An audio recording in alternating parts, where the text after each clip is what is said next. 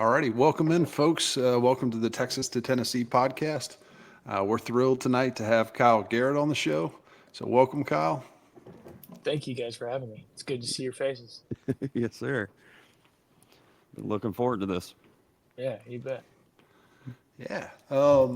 So, Kyle, I have a little bit of a home court advantage. I've got to know you a little bit through a few different things, but for the benefit of the viewers, do you mind just taking a couple minutes and kind of giving us a little bit about your backstory?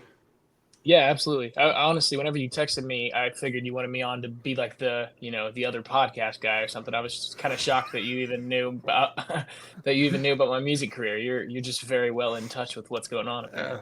I don't know about that, but we are thrilled to have you, man.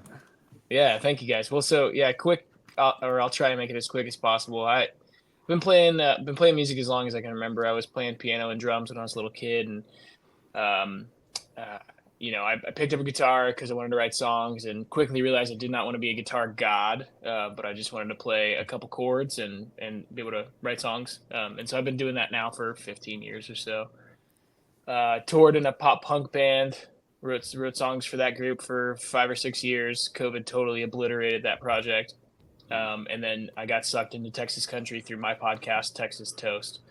Um, Ended up meeting Bree Bagwell through the podcast, toured with her for a couple of years, toured with some other folks like John Bauman, and then worked for a guy named Clay Melton for a couple of years up until very recently as his tour manager and kind of day-to-day operations guy. Uh, all that crew stuff kind of pulled me away from music for a couple of years, but in the last year, I've really relaunched my own career as Kyle Garrett. That's not my real last name, unfortunately. My last name is one of those crazy long ones, but got got to go with the middle Understandable. name. Yeah. Yep. Yeah. But yeah, that's kind of the full thing now. I didn't know what was going to happen. I raised a bunch of money during COVID to record this record that I dropped in September. And I say a bunch of money, but I like to clarify. Actually, it was like 15 grand, which is That's a lot of people money. do it. People do it a lot. Yeah, people do it often these days, but it shocked me, and it was also something I never wanted to do. I kind of got suckered into doing it, and I don't regret it. The record came out great. I love everything about it. Met a lot of great people. But anyways, I've been putting these songs out this year, and now it's kind of become the full thing. The main focus. So it's cool, man. Everything's rocking and rolling. Yeah. Nice. So I think I originally met you through your podcast, but then somehow I figured out that you were working with Bree, and I don't think I knew that at the time when I reached out. But Yeah. how did that kind of come about? Can you elaborate a little bit more in terms of working with Bree, and how did you get into the, I don't know, tour managers? I don't know what exactly your role was, but maybe you Yeah. could elaborate on that a little bit. Absolutely, yeah. So, just for a little bit further back, Texas Toast was started because during COVID, I was bartending, and that just obviously all died too. So I needed a job. So I got an internship with this company in Texas that was doing booking for kind of like tribute bands and some country bands, and they were wanting to amp up their Texas country kind of repertoire. So they hired me to start a podcast, and that podcast is Texas Toast. And I met Helen, who's the host, and we've been doing that now for like 4 years, and it's awesome. It's one of my favorite It is things. great. But Yep. thank you, Hmm. thank you. But met a ton of artists through that. I had tour managed a little bit beforehand for some friends. I tour managed for my own band for many years. We were doing tours, and we were buying $2,000 junk vans just for one tour, driving around the country without an instrument cluster. Didn't even know how fast we were going, and I got a lot of experience, believe it or not, doing that, playing these crappy little shows all around the country for months at a time.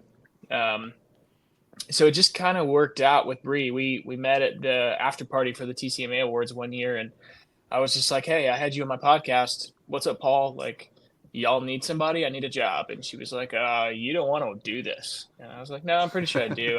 I've been doing it for a while."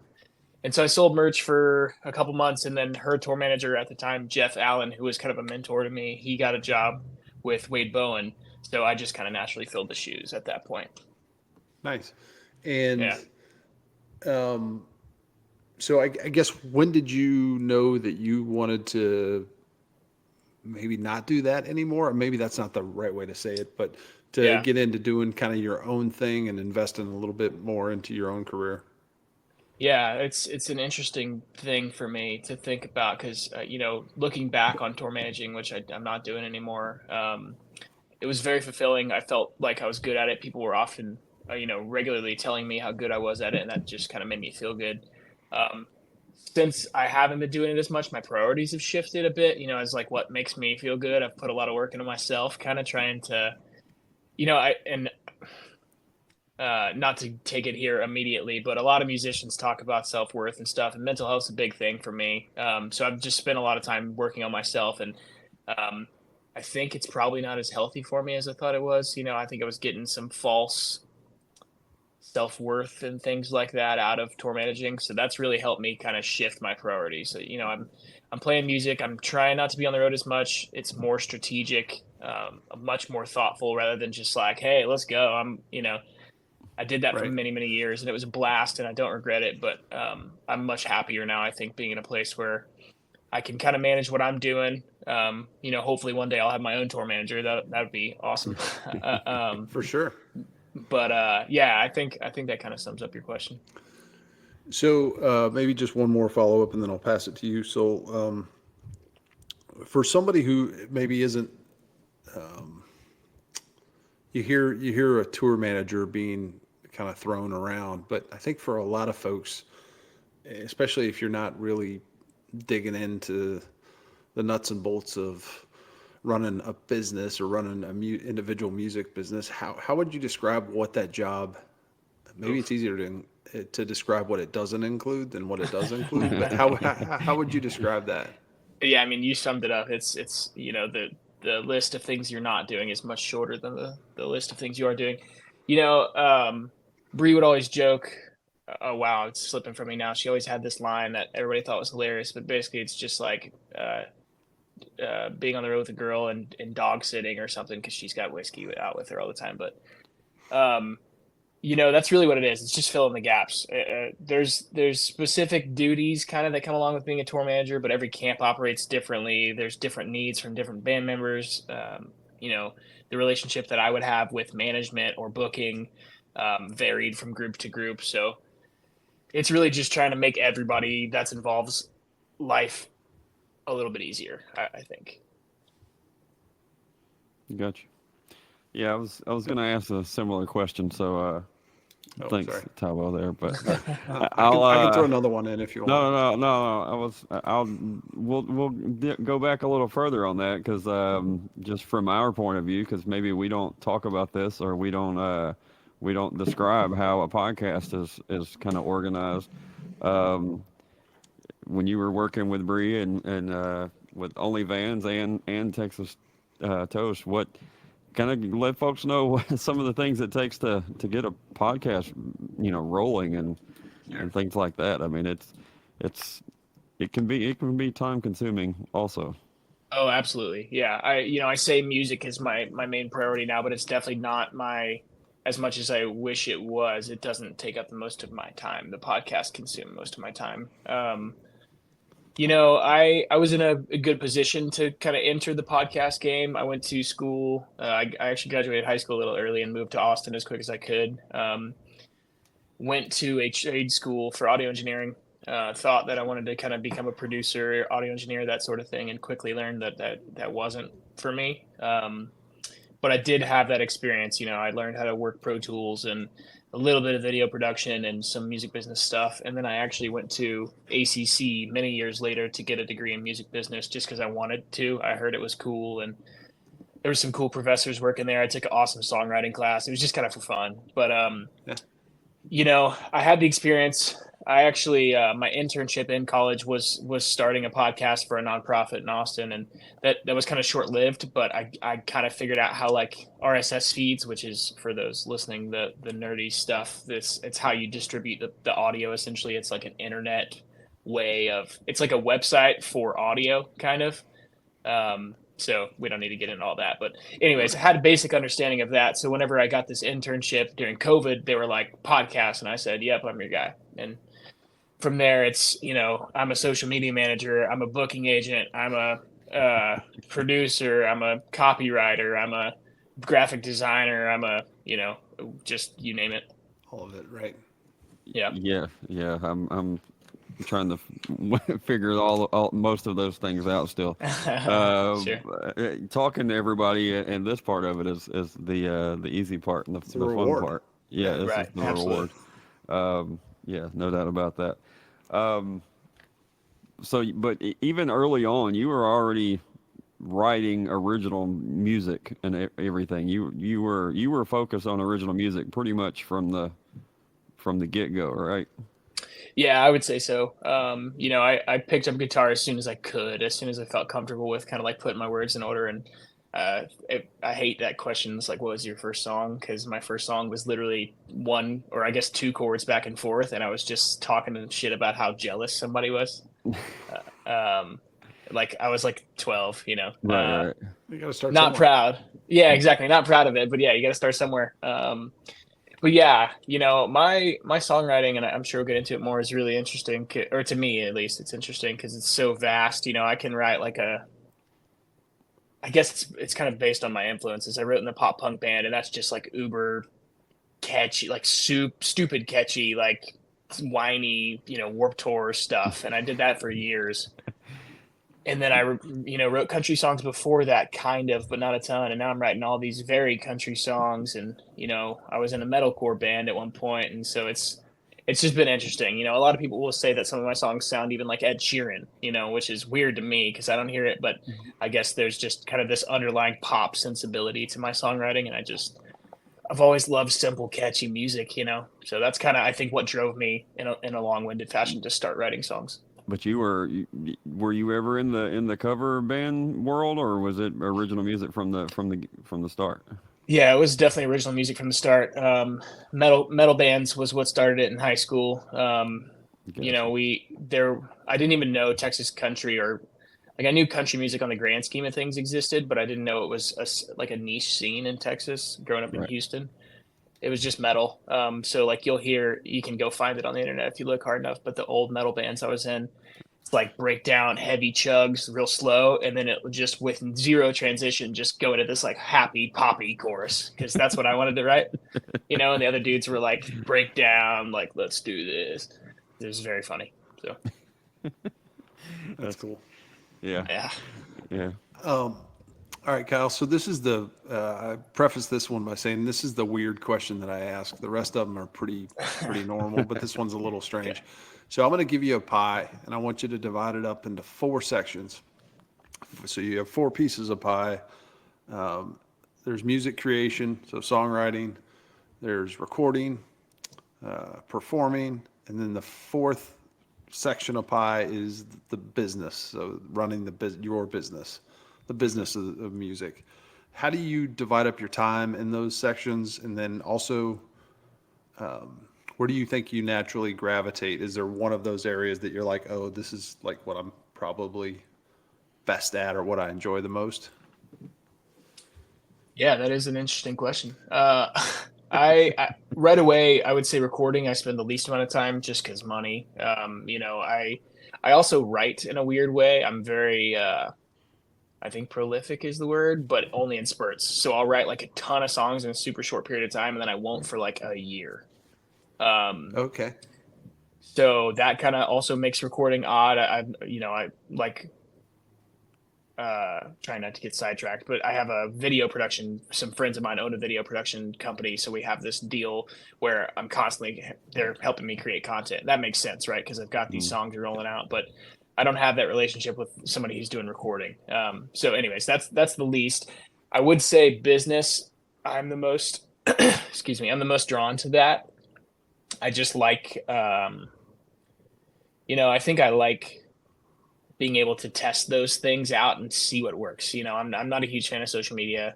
Um, on top of all the other things I do, I social media manage now for a couple different artists. And all that to say, I don't like social media, but Sure. Understand. it's just interesting. It's like a game. You see what happens. You're like, even down to the like silly stuff like I don't even really want to play this show, but I think I have to because of the opportunities it'll lead to, sort of thing. So that's Right. that's kind of the stuff that really gets me firing. So if I'm being honest, the thing that excites me the most and I spend the most time would be business. Like I really like sifting through my emails and like getting those emails sent out and just communicating, making connections, meeting new people, getting new leads. Um, yeah, I think that's probably the thing that. Well, you're probably the first so far. Yeah, well, it's weird, and me and my girlfriend talk about it all the time. You know, I grew up loving music, and I still love music. I listen to way more podcasts than I listen to music currently. And honestly, when I'm listening to music these days, it's like a lot of Taylor Swift, and I'm sure that's a first as well. No, not at first. Oh, okay, cool, sweet. But I, and this kind of goes back to the self-work thing a little bit. I think when I was young, I listened to too many people say like, it's hard work, it's dedication, you're gonna make it happen, and I almost like took that to mean like instead of if you work really hard, it might happen. I think I took that to mean like if you work really hard, it's gonna happen. so that's Yeah. just kind of where my mind's been at since I was a teenager. It's like this is gonna be my life, not just and regardless of if it's me playing or me tour managing or me running podcasts, it's just in the entertainment business. It's like Yeah. this is what I love, this is what I'm good at, and so I think it feels weird prioritizing the business over the creation of the art, but I think I'm just being honest. Yeah, no, that's good. Good. Being involved in podcasts, what, especially on the musical side of it, what are some maybe takeaways that you've had or things that you realize now that maybe you didn't when you started? Oh, let's see. It's weird because I've got both of the podcasts, and the way that things work for both of them is very different. Bree's podcast is signed to a fairly notable network, so we've got a much larger listener base with her podcast. So the way that I have to post things for social media for that podcast is much different than Texas Toast. I honestly haven't really figured out any secret tricks for posting for Texas Toast yet. We've got our audience. It's been a slow build for 4 years. It's still a very slow build, but we've got our core audience and they engage, but we haven't had any viral moments. We haven't had anything like that. And I'm posting at least 20 pieces of content a week for Texas Toast. So, I guess my answer to your question is I really don't know, but Well, that's all right. yeah. Have you had? Go ahead. Sorry, go. Oh, I was just going to say, have you had more success with the Texas Toast in different platforms, or do some platforms do better for you, or I don't know, maybe it's not a fair question, but Not really. Well, okay, so I changed it up. Facebook and Instagram for Texas Toast are pretty identical. They look about the same. TikTok, I only post the real format stuff, so I'm not posting the like graphics and things like that. Right. We get the most compliments on the TikTok stuff because people will come up to us. Like this weekend, we were at the TCMA Awards in Fort Worth at Billy Bob's, and everybody was like, "Man, you guys you're like our Texas country news. You keep us in the loop." I open up TikTok, and there's your freaking face, which is awesome to hear. Yeah. So I guess maybe that works, but we're not getting like thousands of likes. It's very small, so it's hard to gauge, I think. But maybe TikTok's made the most impact.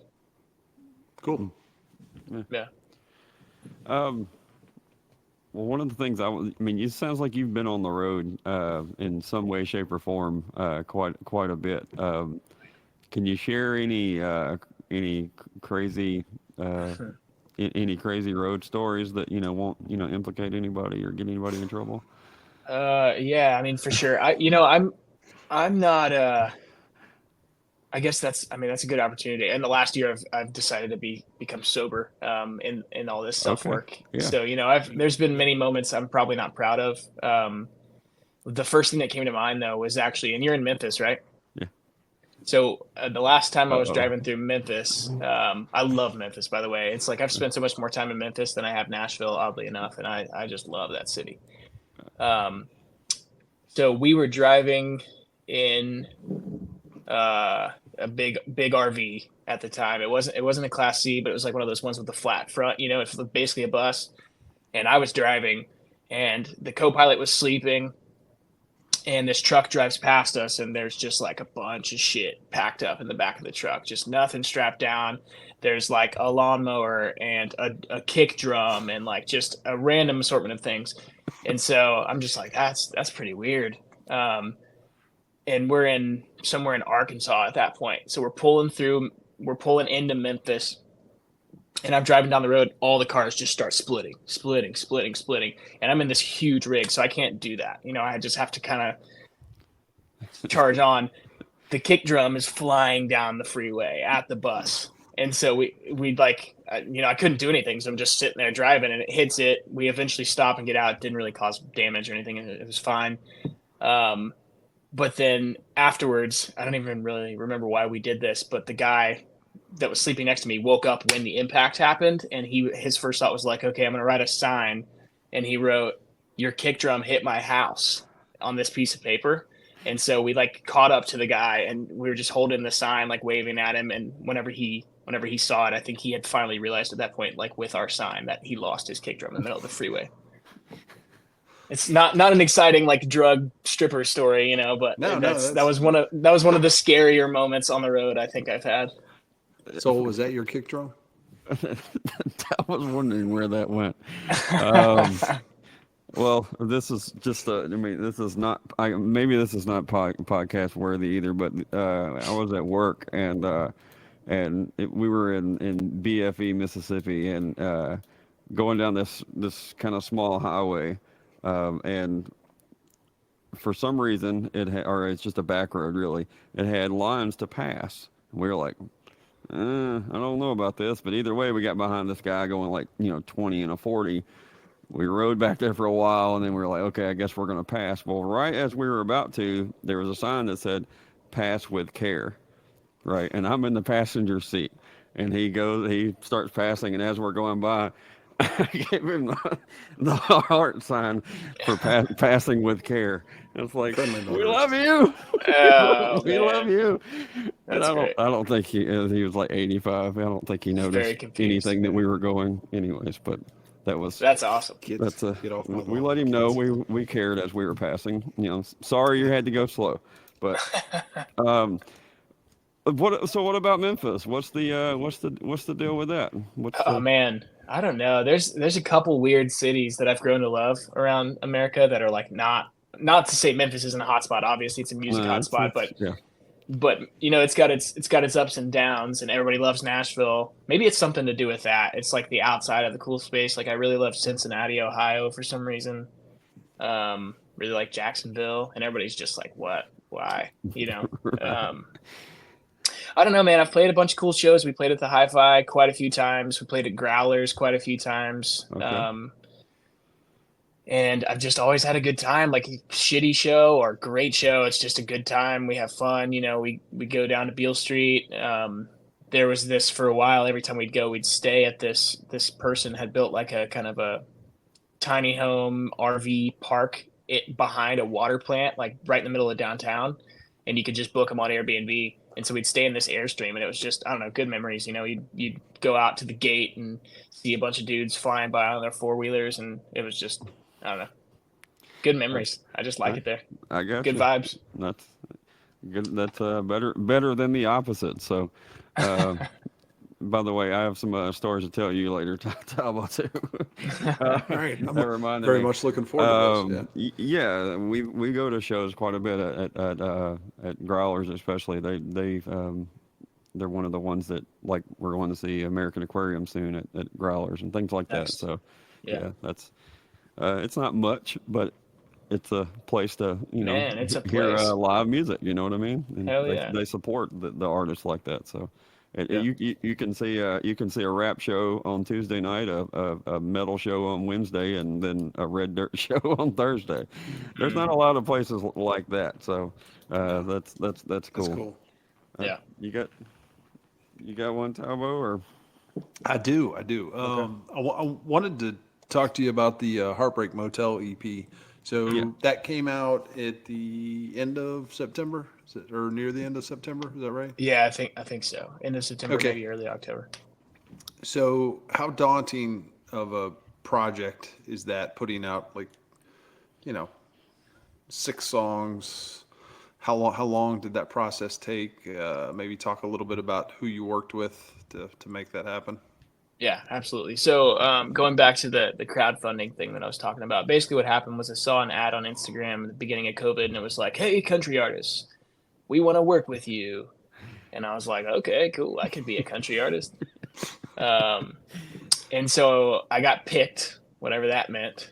And I thought that I was like getting to be part of some sort of development deal. That's at least how they made it seem. Maybe I'm a gullible idiot. Who knows? Um, Basically what ended up happening was it was a crowdfunding campaign that this company had built, and they're going to walk you through it, and they're going to build you all the stuff, which is, for me, like, I could do that on my own. I guess I didn't have the tools to do, or the processes to do the crowdfunding, but everything else I could do. So it was already weird from the beginning. For some reason, I ended up doing it. I hated every step of it, like the messaging people I hadn't talked to since I was in middle school on Facebook. It's like, this sucks. Ultimately, it worked. I did raise the money, and I got to go record this project. So they linked me up with this dude named Tim Lightyear. He was in Shane Smith. He was an original member in Shane Smith and the Saints, and he's got his own project now. Awesome guy. He's become a good friend. And he produced the record. Y'all are both cheesing. Did you have him on the show? Yeah, we're friends Awesome. with Tim. Yeah, for Okay, sure. He's cool. great. Can't Perfect. say enough Yeah, good things about him. Yeah. Yeah, we Awesome. like Tim Allen. Okay, cool. Yeah, so he produced it. There was some help from Drew Herrickle, who plays keys. I believe he still plays keys for Cody Jinks. And he's got his own. He does not. Recently, he decided to start doing some of his own His own. stuff. Oh, Yeah, wow. Okay, I yeah. saw he was So doing we his don't- own stuff, but I didn't know he stepped away. Yeah, so we actually had, was it last week or 2 weeks ago we had Drew on? It's not out yet, but we've Yep. recorded an episode Cool. with him Recently. Yep. Yeah. Nice. Drew's great. Big fan of Drew. Yeah. Yep. So we did it mainly at his place out in Boyd, and then there were some other people that helped out. But yeah, it was mainly those two dudes. Drew Welsh from Lowdown Drifters played a bunch of the instruments on the thing, and so that was really fun. As far as releasing the record, just quickly, I will say that's the hardest part for me about the music is once I record that shit, I just want to throw it out there and let it go to waste, by the view of the industry. But I just want to share it and move on to the next thing. So this one was really weird. I waited like 2 years before I started releasing it at all after it was done. Just Okay. because I was on the road doing all that other stuff. And then what I did was release a song every 8 weeks. Okay. Just single by single for the whole thing. I had never done that before. Just kind of, once again, wanted to test what happened. Wanted to see how Spotify responded. Wanted to see how, it helped with booking, like the consistency of releasing and all those things. And it really worked out. My calendar has been very full this year. Fortunately, not a whole lot of band shows, but tons of acoustic shows. And Spotify numbers have been great. They're starting to dip now because no more music's coming out. But it is what it is, and it's been really fun. I actually enjoyed the process quite a bit. What? So you answered one of my questions on production, but I guess what would be the things that you might do slightly different going into your next project? Yeah, so I've already actually got the next project recorded. Okay. Yeah, so I mean, honestly, if I had the funds, I would have just gone right back to those guys and just did it again. Because That's the cool. way, I sent Tim probably 15 songs or so, and we picked 6, and he picked them. And there was even one on there that he basically damn near forced me to record, and I did not want anything to do with it. And it came out really, really awesome, So I would have gone right back to those guys, and hopefully I will for the next project after this one. I went a little more low budget and recorded with some friends in Houston. They're actually getting ready to launch a studio in the next couple months. It's called Release Rocket Media is their production company, but it's a twist. I wanted to do something super different right out the gate, just kind of, differentiate myself and show that thing I was talking about with my songwriting. There's a wide variety of stuff. And I think going back to your question about the pie, I've always prioritized songwriting much higher than performing as well. I just, I love being able to tell a story. I love being able to write something that somebody wants to sing along to. So that's kind of my goal with releasing music in general. It's just write songs that are relatable and catchy, that people want to play over and over again and share with people.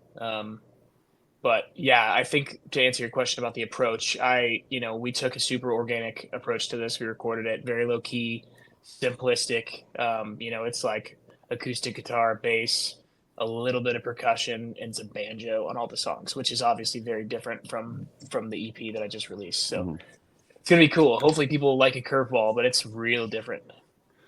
And I understand you have a music video coming out sometime before the Yep. end of the year. Can you Yeah, tell us absolutely. a little bit about that? Yeah, you bet. And I'll publicly apologize for not sending that to you guys beforehand. It's all right. We're looking forward to it either way. Yeah.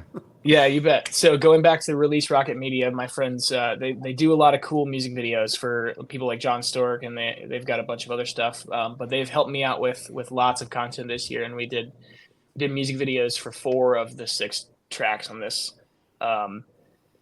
So the Heartbreak Motel is the title track, and that's the last single that got released. So we've got a music video coming out for that. I don't know exactly when I'm going to do it, but it'll happen before the end of the year. Basically, we went and rented this space that looks like an old creepy motel and just tried to kind of recreate a scary movie, like the corniness of a horror movie. Right. Okay, yeah. So it's basically just me losing my mind in a hotel room. Sounds cool. Now I'm really looking forward to it. Yeah. It's super goofy, and you'll watch it and just laugh like this is ridiculous. But we just had a lot of fun with it. So I'm looking forward to sharing that. Well, since we're at halftime, I think Soul had promised to play "Take It Easy," so hopefully we can get that up and let I'm everybody ready. have a listen. Okay, cool. What can you want to tell us a little bit about the song itself? Yeah. And Yeah, you then bet. then I'll do that. Sure. So this one, it's the oddball on the record. There's a lot of variety on there, but this is like a super funky one. Like in the studio with Tim and Drew, we just went crazy. Like there was a point where they pulled out a butter knife. We were just like slapping it on a bass and like just doing crazy stuff. So that's kind of what this song is to me. It's fun. It's experimental as hell. The song itself came about because I was trying to write a song with only 2 chords, a whole entire song with only 2 chords, and it actually be like exciting. We ended up failing because we added a couple extra chords in the bridge when we were recording it. But yeah, I mean, that's it. I think the story is kind of made up, to be honest. I'm sure it was inspired by something that was going on in my life. Maybe I was like mad at a friend or somebody just saying like, take it easy, dude, like get out of here, Mm-hmm. But it ended up being more of like a breakup song. And it's just a lot of fun. All right, here we go. Cool. I guess we'll mute mics too on your Yep. I got you. device. Thanks. All right. I can't mute, but here we go.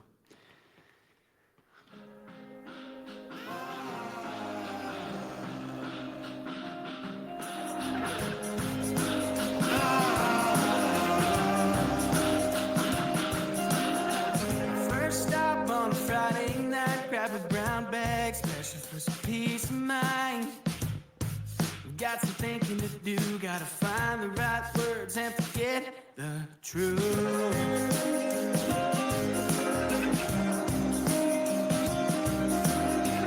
I'm tired of standing in line. Please don't forget my line. I need a real talk dose, baby, make it a cold one.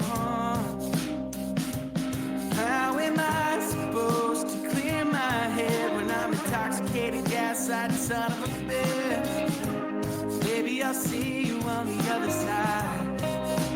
I don't want you even looking my way till I get everything straight. Oh, I'm so tired of this mess I made. And never telling the truth, you'd be better off without me. So next time you go, let me know and take it easy. Take it easy.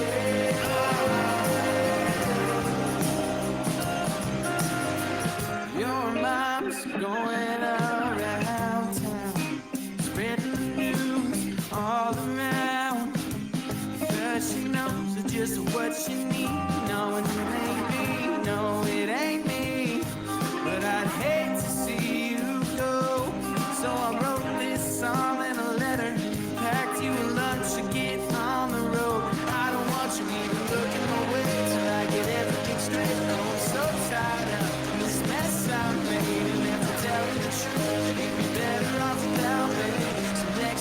you go, let me know and take it easy. Take it easy. 'Cause I don't want you even looking my way.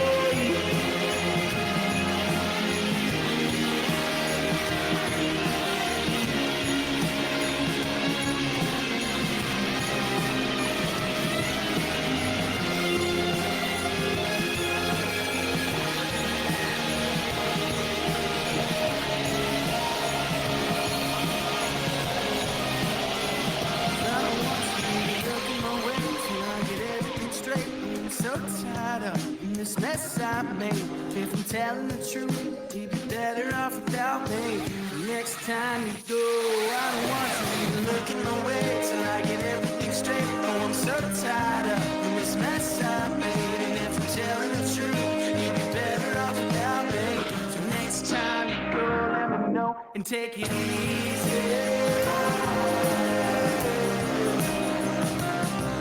Take it easy.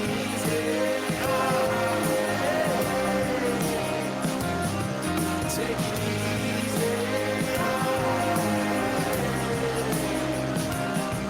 Take it easy.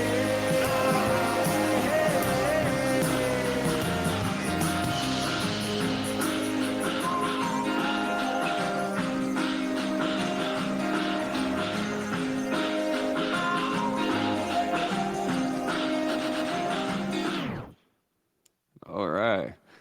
So with the headphones on, the scratchy repeat on the chorus on the vocal, the overdub, like one chorus it would be playing in my right ear, like later it would be playing in my left ear. Wow. Do you remember what that what y'all did to get that vocal sound? I know Tim is probably like a mad scientist when it comes to that Yeah. stuff, but It's interesting to think about because I remember when we were tracking all the instruments and stuff, we were just going crazy. Drew's got like a million different keyboards to use, synths and stuff. And right, as far as the vocals go, I don't want to take any shine away from Tim.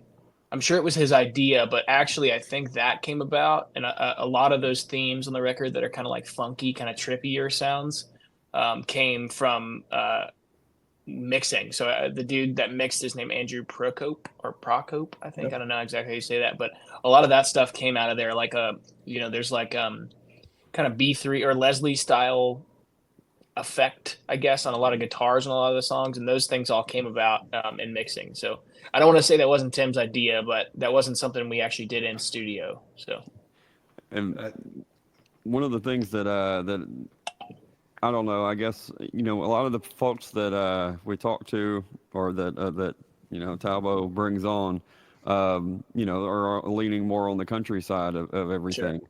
And then when you were involved with the podcast with Bree and all of that stuff, and you were, you've had your toes in the Texas country world, but you can tell that you're not trying to copycat any of that stuff one way or the other. No knock on anything, but you're just doing your own thing. Yeah. Have you, as far as, I mean, we've had guys on that are trying to do the rockin' side of country, and you're doing it a little bit different. The gigs that you're playing and everything, and the opening slots you're getting, are they still in the Texas country world? Or are they? You're being accepted just like, you know what I mean? Yeah, totally. I mean, people have been extremely accepting. There's a few places that have been trying to get in with, or maybe more specifically, a few buyers that have been trying to break that I haven't yet. But I've been fortunate, man. I've played many shows at Saxon Pub, which is like an iconic. Like people get their start there. And they're booking me, so that's awesome. I'm getting these opening spots.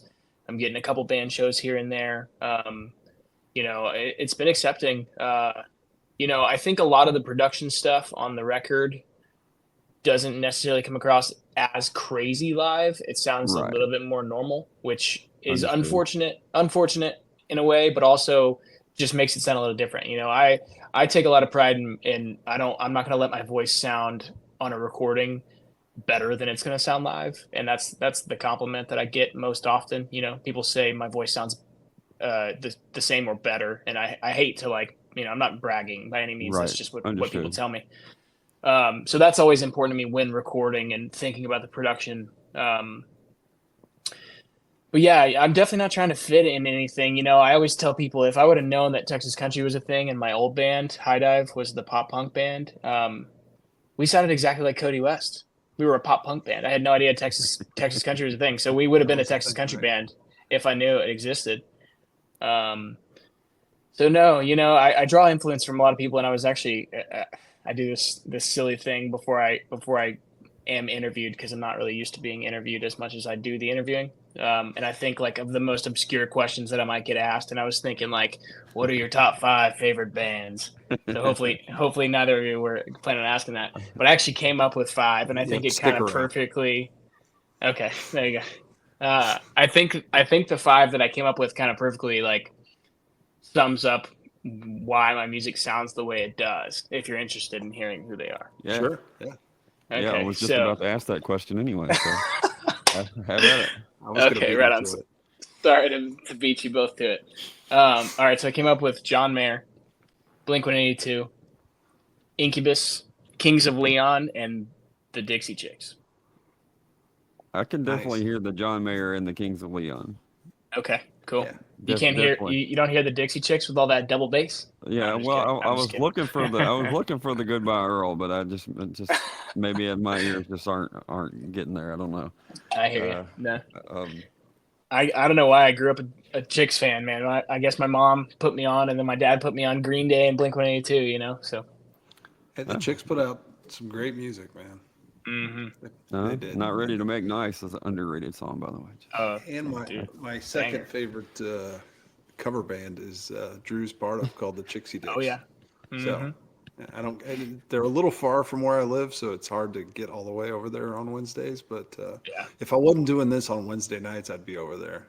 Are they playing at Mags or where are they at? They play at the White Elephant every Wednesday. Oh right. Okay. Cool. So it's That's right. Brandon Kent and Jerry Phillips from Mike Ryan Band and Drew. Right. And it's phenomenal. They just do, like a 90s cover stuff, but they, Yeah. I'll see if I can find you a hat. I'll send you a Chixie Dicks hat. Oh sweet. Cool. Yeah. Jerry actually played some fiddle on my record as well. Oh, okay. Cool. I know, I think Drew's a Logic guy, right? He's not a Pro Tools guy. I think so. Yeah. From what I remember, I'm pretty sure he's in Logic.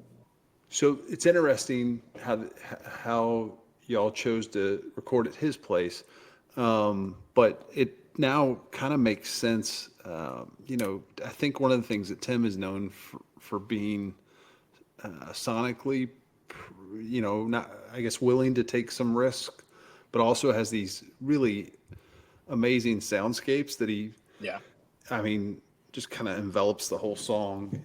He's great, and I feel so much more included knowing that's what happened. Like I'd already heard that song once, but then I listened to it knowing this made it way more interesting. So this is a cool tune. Yeah.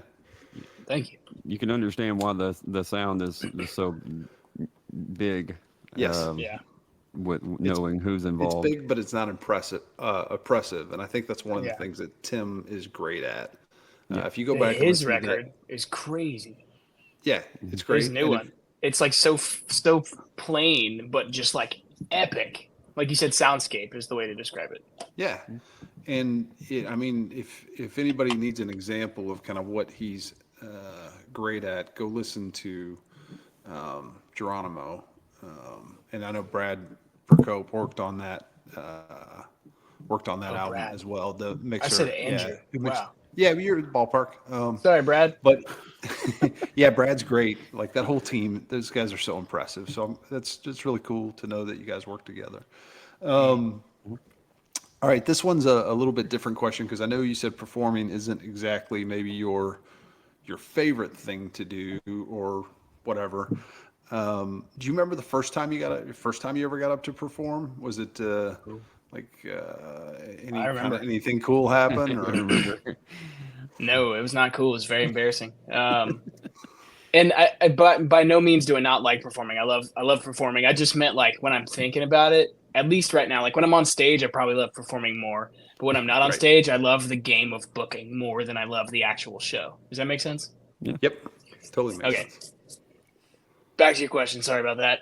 My first time performing was in fourth grade. I was the backup singer in a cover band at my school talent show. We were called Black Knight, and we were covering a Green Day song. Strong name. Black Knight, Green Day, yeah. Yeah. And Dad it was humor that. at a young age. Yeah, I know, right? Ridiculous. Should have seen what I was wearing. You'll never see that. The song was Boulevard of Broken Dreams. You remember that one? Mhm. Yep. And so my job was literally just the oh, and the band killed it. They were awesome. It was just drummer. It was a drummer, a guitar player, and two singers. And so all I did was the O's, and all my friends made fun of me when I got off stage. Said that I didn't warm up enough. So I guess I took that to mean that I needed to practice rather than to give up. Yeah, it just gave you some fuel, right? Yeah. Yeah. That's cool. Go ahead. Look Sol. at me now, bitches. Yeah, right. Yeah. Well, I know we're going to be getting to some, hard-hitting rapid-fire questions We are. pretty soon. But is there something? I mean, you're the podcast guy and interviewer and all that stuff. Is there something that we should have asked that we haven't asked about yet? Is there Oh anything man. like that? Or, No. what's some of Well, okay. the crazy questions that you've thought of asking them from your end, or most generic questions that shouldn't be asked? That's interesting. It's I don't know. I guess I kind of do this thing where I'll take a question and take it as far as I can. So there's nothing that you didn't ask almost. Like I was talking about mental health and neither of you said anything about that. I don't know. For some reason, what that made me think of is it's just kind of fun from my perspective. We record at least one Texas Toast episode a week. And you can always just tell, like, for one, if Helen, who's the host, is in a groove, because she'll just be like chilling and having fun, and like the conversation will be so relaxed but like flow really well. Or you can tell if she's not having a great day because it's just kind of like more basic, typical questions, which is still fine and it does the job. It's because I'm so used to it now. I notice that. Right. But then on the flip side, the guest, you can tell, like, sometimes it seems like they're like writing a song in their head while they're talking, and they're just on autopilot saying the same things back that they always say, regardless of if it's like a genuine conversation or if it's just because she'll be like, oh yeah, the other day I went and did this thing, and it's like a very specific question. It'll be like, yeah, I started playing guitar when I was 5. It's like, what is going on here? I don't know. It's just funny. Yeah. Yeah. Totally Yeah. get that. Yep. Well, let's talk about the. You did mention the mental health thing. Take a minute and I mean that's clearly important to you Sure. for yourself. But I think I feel like you mentioned it either even if subconsciously that maybe something we should touch on. Yeah, absolutely. So being completely honest, I had done a little bit of therapy as a kid and some here and there spotty. It's always been important to me to be the best version of myself that I could be, whatever that meant. But I didn't fully understand that until a couple years ago. And I am lucky enough to be in love with a therapist. So she's really opened my eyes to a lot of things, and I would be straight up lying to you if there wasn't like tons of pushback on my part in many situations where it's like, nah, that's just therapist jargon, blah, whatever. And there's still some of that. We balance each other out, but I've just learned about a lot of things. Her line of work is very much about like, she doesn't do, one-on-one therapy, traditional therapy, but she works with caretakers, meaning like parents or guardians, and then their kids and how they interact with one another and the best ways to do that and the most effective ways of communicating to get what you want, all these things. So it's just really opened my eyes, and obviously I think therapy is important. I go to therapy once a week, and I look forward to that every week. But yeah, I think for me, it's just really about, I don't think I'll ever be able to be this, I'll never be the best version of myself. And that's exciting. It's almost like it's always getting better, Yeah, it's a Understood. journey, right? Yeah. Yeah. That seems to kind of carry over. Uh-oh. Seems to carry over from as far as your music and the business side and all of that too. It seems like you're all of that for you is building blocks. Yeah, absolutely. It's a game. I'm addicted to the grind. I hate that I just said that, but that's the truth. It's not about reaching any goal. It's just about doing it. Understood. Well, sometimes cliches are cliches because they actually are right. Real. Like, Yeah. Sometimes, you get the guy at the end of the basketball or football game and he loads up on like 15 of them. And I'm like, yeah, you didn't really want to say anything, but a well-placed cliche I know which is guy you're okay. talking about. Yeah, there's a few of those out there. Anyway, Yeah. Are we ready for some rapid fire there, Soul? Yep. All right, Kyle, these are pretty easy questions, but I'm going to take one out based upon a previous question that was asked. But Desert Island album, you got to pick one. Morning View Incubus. Incubus, all right, nice. Okay. Dinner with one historical figure.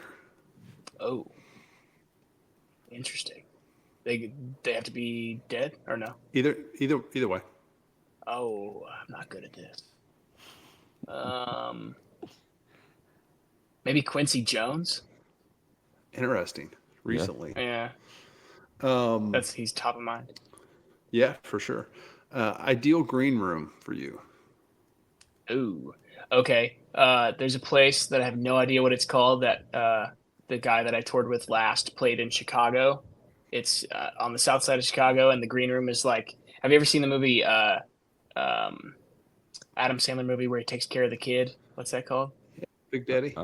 Big Daddy. He lives in that badass spread. It's kind of like a brick, upstairs. Yeah. It's basically that. And it was the third story of this building, and it was the coolest green room I've ever been in my life. Like, didn't want to leave, right? Did not want to leave. Yeah, I still dream about it. That's cool. First concert that you went to, and then first concert that you paid for. Oh, first concert I went to was with my mom and my best friend and his mom at Cynthia Woods Pavilion in Houston to see Casting Crowns, which is a Christian rock band. For sure, yeah. Cool. I think I was probably like 9. First concert I paid for, I'm sure, was like something at Warehouse Live in Houston, maybe like A Day to Remember or some other like metalcore band. It's got to be something like that. All right, cool. Gotcha. Cool answers. Bucket list venue. So where maybe I'll give you like 2. So one in Texas that you'd like to play, and then maybe another venue outside of Texas that would be like kind of, this is it. Sure. I'm going to take a less traditional route because everybody says Billy Bob's and Green Hall, which those would both be awesome. But I really want to play Blue Light. I want to sell out Blue Light. Very fantastic venue. Is that in Lubbock? It is Yes, in sir. Lubbock. Look Well at me done. go. Hey. You're getting your Texas card, man. I Shout out got to it. you. Yeah. There you go. And then outside of Texas, I'm going to go with the traditional one or the expected answer and say Red Rocks. Okay. 2 great choices. Yeah. All right. Well, that's the end of my. Oh no, I have one more. Sorry. Okay. Cool. Tribute bands, yay or nay? I'm going to say nay. Okay, that's fine. You don't have to give an answer or a reason. That's just- Okay. that's good. Yeah. Let's All leave it right, at that. Yep. Okay. My question is less incriminating. All right. Kyle, this is the most important question though. It started on episode 1 and we are required to ask this. Kyle, what is your favorite Little Debbie cake snack? What is your favorite Little Debbie snack? Zebra cakes, dude. I was just trying to convince my girlfriend about zebra cakes the other day. They had them at lunch in middle school, and we would eat like 12 of them a day. And that was before Obama got elected, and we were allowed to do that type of shit, and it was the best. That's great. Well, they're still around. They haven't been canceled, so they're Yeah, still not yet, still not yet. available. Yeah, I it's wouldn't not as advise eating a whole box, right. Yeah, but exactly. you know, Some people have a high who are we? metabolism. That's why we just ask the questions. There you go. All right, Kyle. We appreciate the time.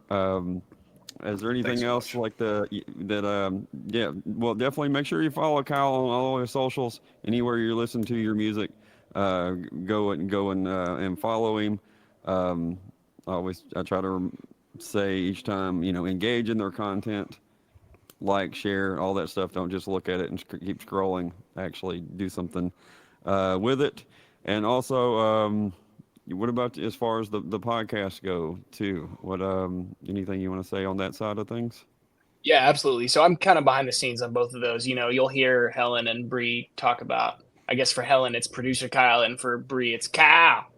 But I'm hiding behind the cameras, so you don't get a whole lot of me on Texas Toast. On every Friday, me and Helen chat a little bit about new music and stuff like that. But they're easy to find. Just Texas Toast Podcast, and then Bree's is Only Vans, which is not only it's with a V. Yeah, so go check those out. They're both great, so make sure you check them out, folks. Yep. Thank you. Definitely. Thank you. I've done my homework on those in the past before I knew that you were associated with them. So Yeah, that's cool. pretty cool. for past guests have been on there. So for when trying to do homework, I've borrowed some things maybe somewhere along the way. So at least feel like I get to know the artist a little bit before they come on our pod. I can put a voice in a story with the name. Yep, So. totally. All right. Well, thank you guys for having me. This has been fun. All right. Yes, sir. Man, thanks so much. We appreciate it, Kyle.